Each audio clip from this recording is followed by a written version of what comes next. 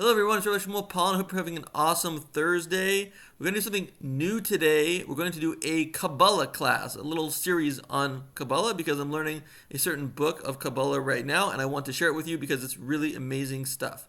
So what is Kabbalah? Kabbalah literally means to accept, because it's an accepted wisdom. It was discovered by Abraham, the original Abraham in the Bible, through his scientific observations, because Kabbalah is really part of science. It is something that you can prove. It is something you can see with your own eyes. It's something you can test.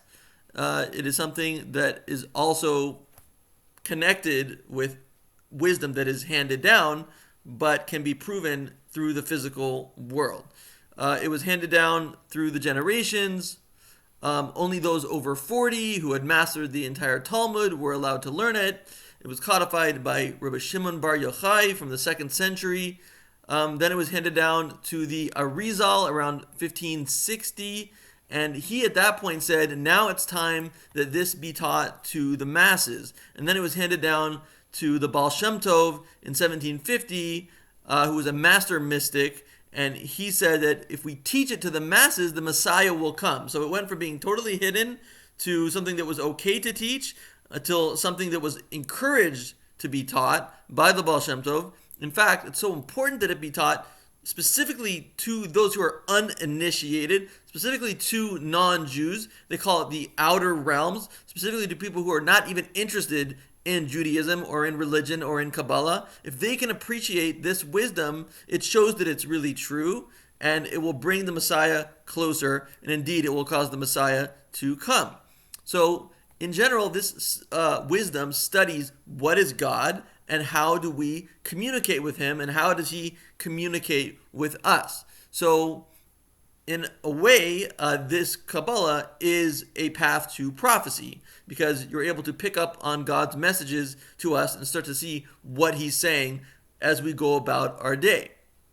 Learning the Kabbalah makes you very, very smart, because Kabbalah is about the way that the world was created and is created. And once you know how the world is created, you know about everything in the world. So you may talk to God in a whisper or in a thought in your head, and Kabbalah will teach you how he's talking back to you through the events in front of you. A little like a prophecy. So to understand Kabbalah, we must understand what happens when our soul comes into our body. Many people don't think we have a soul, but we do, and we'll explain how it works. Every time we say something or do something, like the words that I'm speaking right now, every single word that I'm speaking right now and every single word that you speak has over 1,000 mini decisions that have to happen in order for the word to come out the way that it comes out of your mouth. And there are 10 basic levels that it must go through. Number one is Chachma, number one is Keser, which is called the crown, and Chachma, which is called wisdom, and Bina, which is called analysis, and Das, which is called focus, and then you have to have the emotions of feeling like saying it and actually saying it. So basically we have the idea of Keser, which is the first of the levels that it must go through. And this is like if I would ask you, what is your favorite ice cream flavor? And you would say vanilla. Why do you like vanilla? Because it's sweeter. Why do you like sweeter? Because it tastes good on my tongue. Why does it taste good on your tongue? Because I just like it. That's Keser. That's the first stage that we always go through before we do anything. So you should know that anytime anybody is doing anything, and if we take it to its source, if we trace it back to its source, they're doing it because they like doing it. And there is no other reason for it. At the top of every decision is a Keser, is this desire to do something, which is a pure desire. And only later does it come into Chachma, which is creativity, being able to come up with new ideas. And Chachma connects with Bina, which is to be able to analyze the new ideas, and Das, which is the ability to focus on the ideas so that it matters to you, so that it produces emotions, and the emotions will determine how you feel about it, because nobody does something or says something unless they feel like saying it or doing it.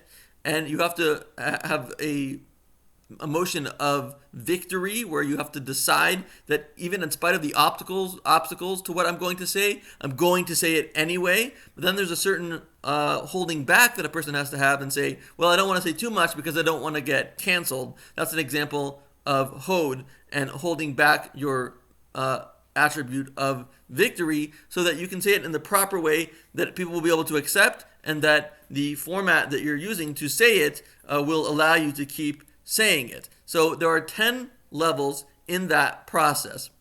So if we know these thousands of levels that happen in a mini form every time we do something, we will also understand thousands of levels about God and why he is doing what he is doing, and what is he doing, and what is he saying. Otherwise, it's like we and God are like two people who can't talk. Only one of us can talk. I mean, we can talk to God, but the other one is not talking back. But if you understand all these levels, you can hear God's voice, you can hear what God is saying to you, and you can have a two-way conversation. So, what is God? That's the question. He has three names. He is Yachid, which means he is just one, and Echad, which means he is one, but it's a unity of parts, and he is Kadmon, he is the original one. So what's the difference between the oneness of parts and the pure oneness? So the oneness of parts would be like a car, because a car has wheels, has a door, has a roof, and has a carburetor and an engine, and it has all these things, but it becomes one car. But in the level of Yachid, which is just pure unity, it's like pure olive oil, or there's one lake, there's one body of water. It's only water.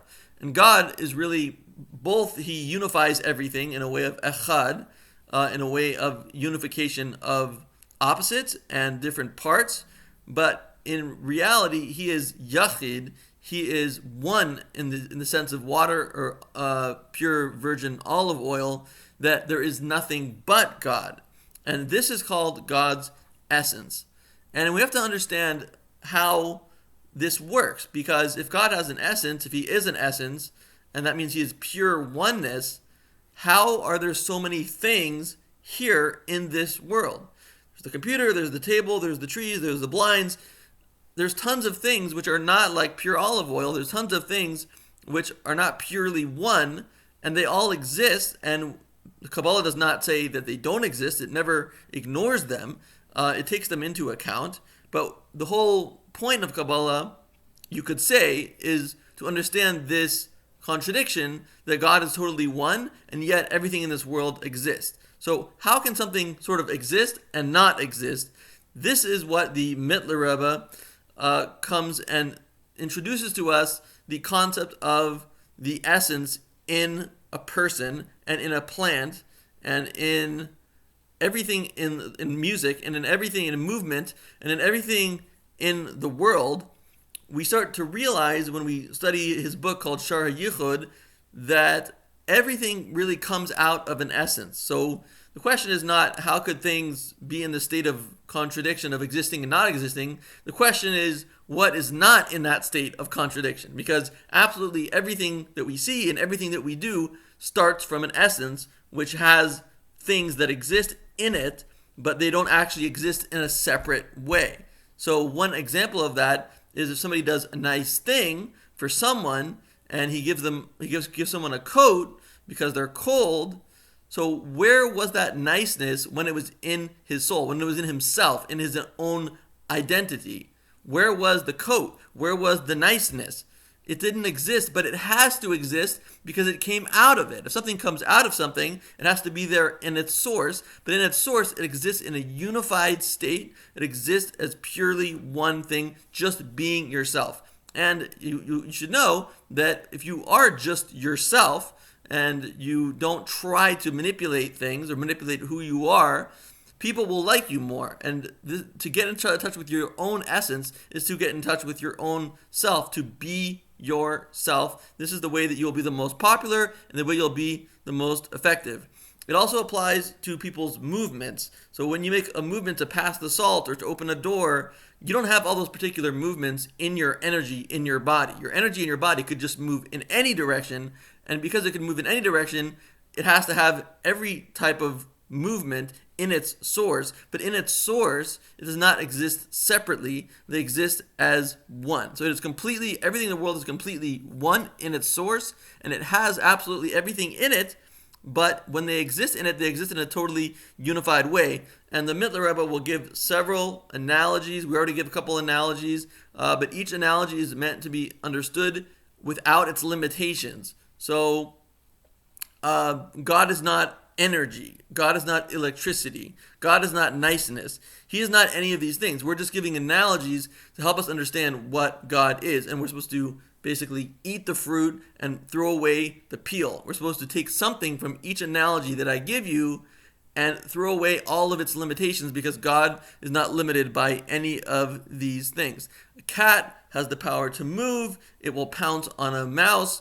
In its energy, in its body, in its life force, it has all of those movements, but they don't exist in a separate way. So the movements both exist in the source and don't exist in the source. And this world similarly exists, but does not exist in a way separate from God. And we'll have a whole nother chapter in another video explaining how this applies to God, because right now we're just saying how this applies in the world with human beings and with animals.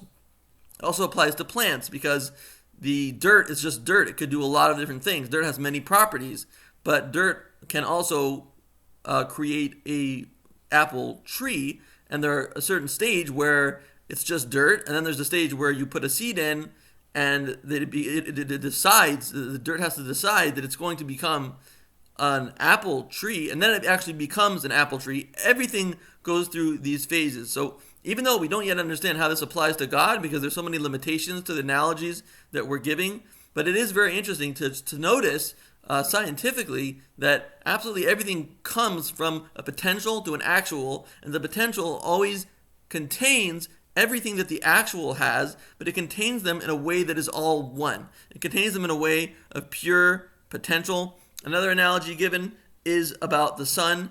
It has the ability to shine, and it creates light, but in the sun itself, there's these hydrogen reactions. It's not really something that has light in itself. So light comes out of it, but doesn't have light in its source. And again, all these analogies are completely not really true.